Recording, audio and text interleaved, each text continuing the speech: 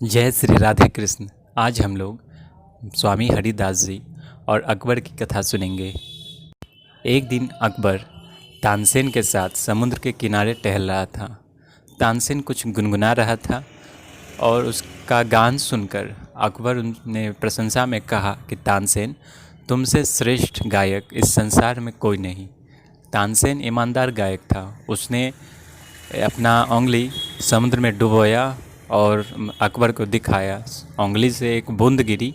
उसने कहा कि ये बूंद तानसेन है और ये सारा समुद्र वो उनके गुरु। और तानसेन के कहने का अर्थ है कि वो बिंदु है और उसके गुरु सिंधु है। अकबर ने कहा कि या तो तानसेन बात बना रहा है या फिर अगर सच में ऐसा है तो उनका गाना सुनना चाहिए। तानसेन भी बहुत अच्छा गायक थे। उनकी प्रशस्ति चारों ओर थी। अकबर गायन का बहुत शौकीन था, संगीत का बहुत शौकीन था। अब उसे चटपटी लग गई कि उनका गाना, उनके तानसेन के गुरुदेव का गाना सुनना है। तानसेन ने बहुत पीछा छुड़ाने की कोशिश की।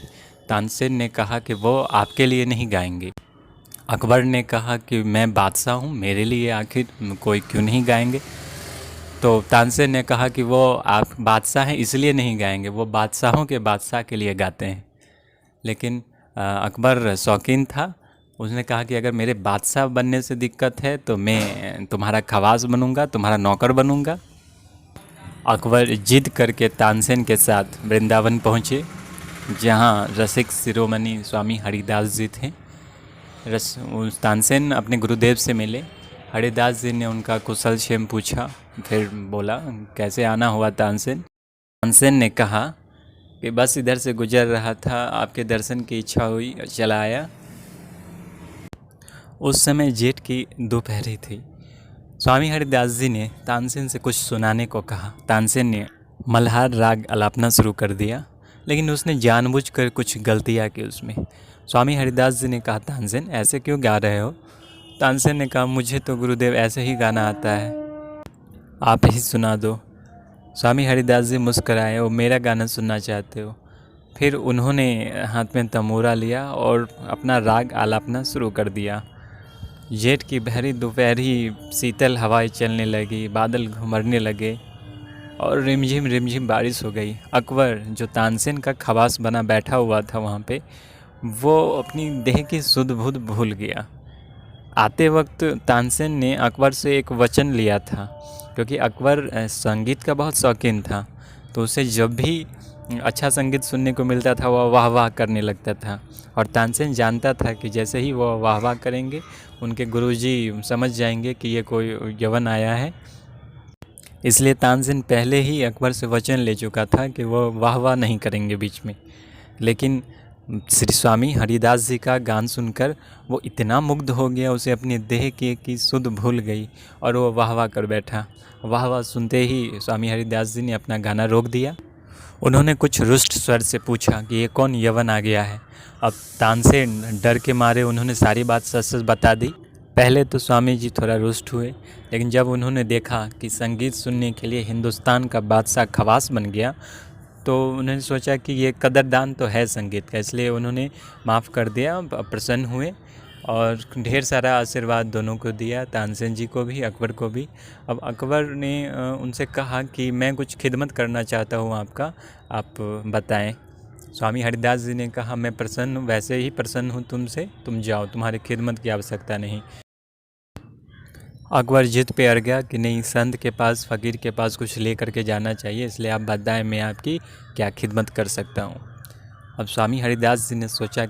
उन्होंने कहा कि बादशाह, मैं जो बताऊंगा वो तुम खिदमत कर नहीं पाओगे।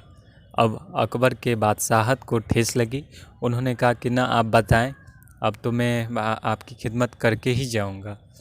तो स्वामी हरिदास जी ने कहा कि एक बार फिर से सोच लो, अगर तुम ना कर पाए, कि हाँ करने के बाद भी तुम नहीं कर पाए, तो ये कलंक तुम पे लगेगा कि बादशाह अपनी जुबान नहीं रख सका।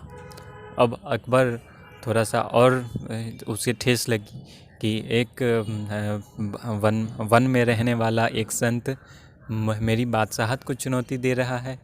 मैं यह सारे हिंदुस्तान का बादशाह हूँ और ये लंगोटी पहने, उनके लिए तो सामने जो था वो वही देख रहे थे कि वो एक लंगोट पहने हुए और वृंदावन की कुंज लताओं में एक मेरे बादशाहत को चुनौती दे रहे हैं। उन्होंने कहा कि अब किसी की खिदमत करूं ना करूं, आपकी तो करके ही जाऊंगा।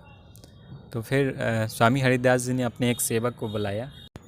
उन्होंने कहा कि इन्हें अकबर को धीर समीर घाट पे ले जाओ, वहाँ सीढ़ी का एक कोना टूट गया है, वो दिखवा लाओ, उसकी मरम्मत करवानी है।